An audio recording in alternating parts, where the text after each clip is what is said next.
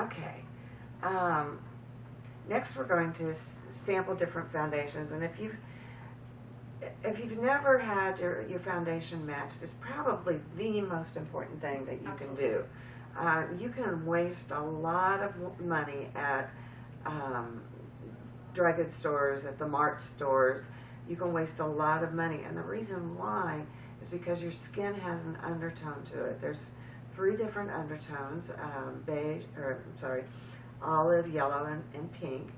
And there's certain things you have to know to determine that, such as your tanning pattern all goes in to determining your undertone.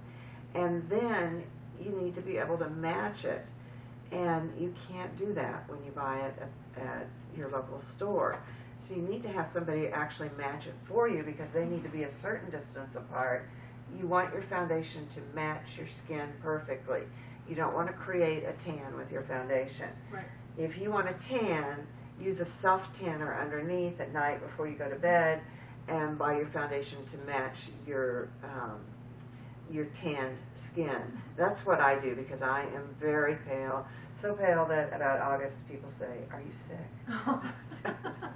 And I say, "No, everyone else is tan." So it is real important to tan your skin with the liquid tannings and then match your foundation to what your skin color is.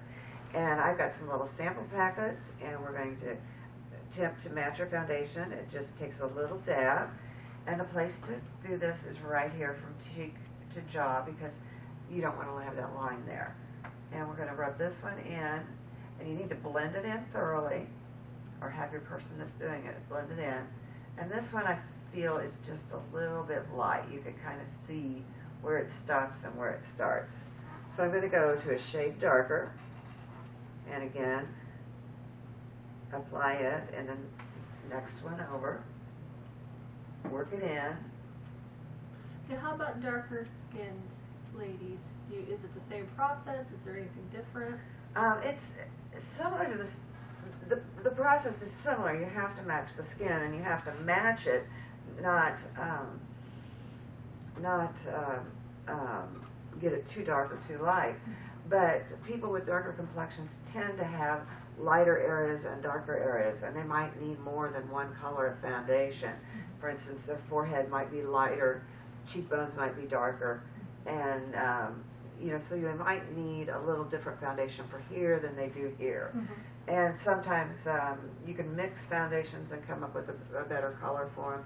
But Mary Kay offers over 70 colors of foundation. Oh, wow. So we pretty well have foundations covered. I don't know if anybody beats that.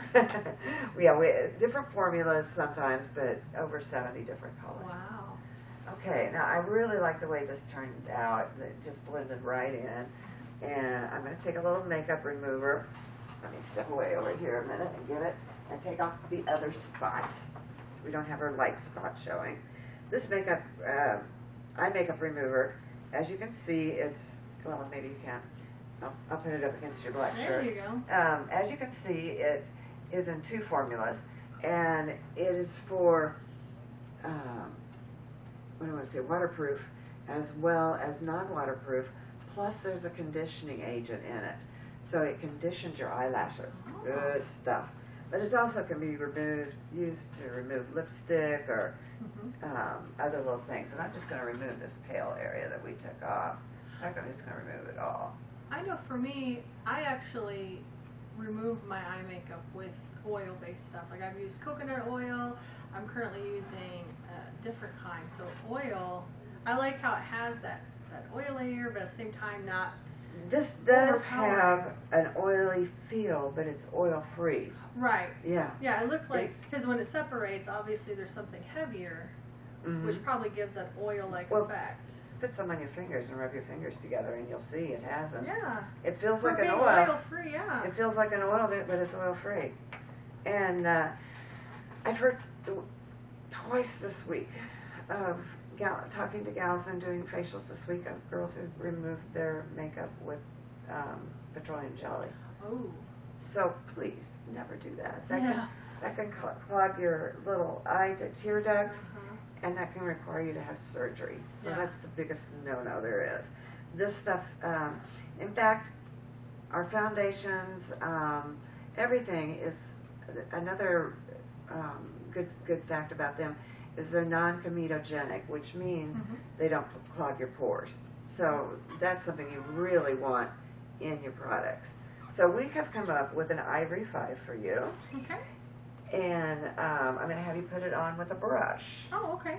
And my brush set is right over here.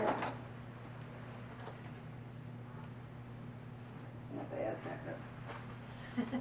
Anything can be edited out. Yeah. This is applied with a foundation brush. And the foundation brush is synthetic bristles, and they're very soft. Oh, yeah. And I mean, this is the most luxurious feeling in the world to put your foundation on with a brush. And what I typically have people do is to apply their foundation. I'm going to hold this up so you can see it. Apply their foundation to one side of the brush and kind of work it in. And then when they go to put it on their face, flip it over like this. Put a little dab on and then flip it over so that you don't get too much. The tendency the first time you use a brush is to put on way too much. So have at it, girl. Okay. You just paint your face. So you did it this way, like you were showing, but I would want to flip it over like I this. put a little dot on and then flip it over and to rub it in. I don't know if you can tell that. You can see what she means is she picked up quite a bit, but when we flip it this way, there's a lot more control is what I would definitely say. So do you, I have other paddle brushes.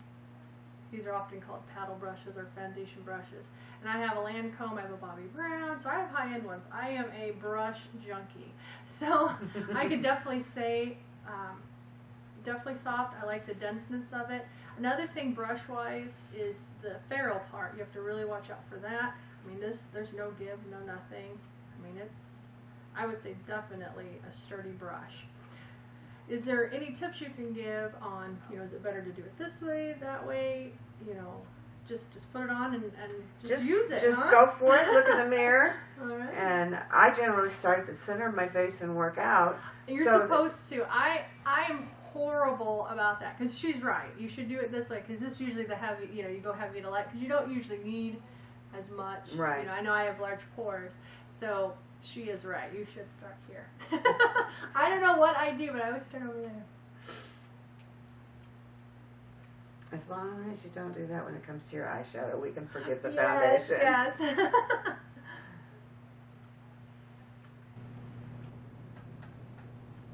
Now, one thing that I know that Angela knows about, but I want to explain anyway, is when you're putting foundation over concealer, you want to do what we call stippling.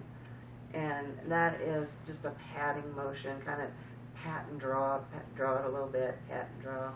And that helps you put your foundation over without disturbing your concealers.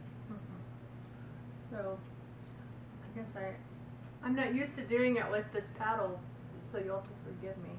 So what you were explaining is stipple. So yeah. This is what you, of course, mean.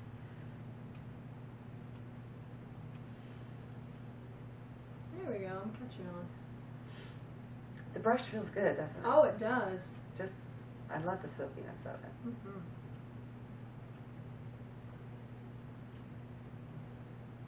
And I know for me, I get really red right here, so I could have also put the concealer. That's just not for under eye, right? I have to admit, I conceal my entire nose. I have little red veins running through there, so my entire nose gets concealed. I've heard that you should leave your red nose, that it's part of how Mother Nature made you. Not buying it. Not buying that one.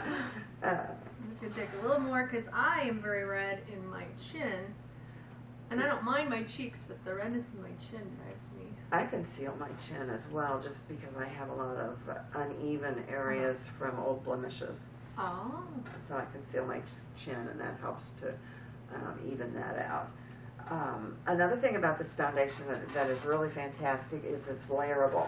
Okay. And you can let it dry for 2 minutes, and if you want more coverage, let's say you're going out on an evening, or maybe your picture's going to be taken a lot that night, and you really want good heavy coverage, you can apply 2 to 3 coats of it with just waiting in between. Okay. See, I should have listened to her because I put a little too much on. But I think the way I feel about this is it doesn't seem to dry too quick, which sometimes foundations you have to really work quick with because they dry quick. I don't know how else to explain it, but this feels like it gives you some freedom to where if you do what I just did and maybe you feel like a little too much on, you're not having to go, oh no, oh no, oh no. You know, it's got some slip to it, but yet the finish, with the first layer I did, the finish was very creamy. I mean, you had the silkiness of the primer, but yet this is to me creamy. And I think that second layer, I don't know what I did there, but in general, another part that for me, because we all have parts of us, of our face or whatnot, certain things that we don't like. And I don't know if they're the H spots or freckles, but they're right here. And I tell you what, I really feel that this is doing a good job of really camouflaging those, so that's a total plus for me.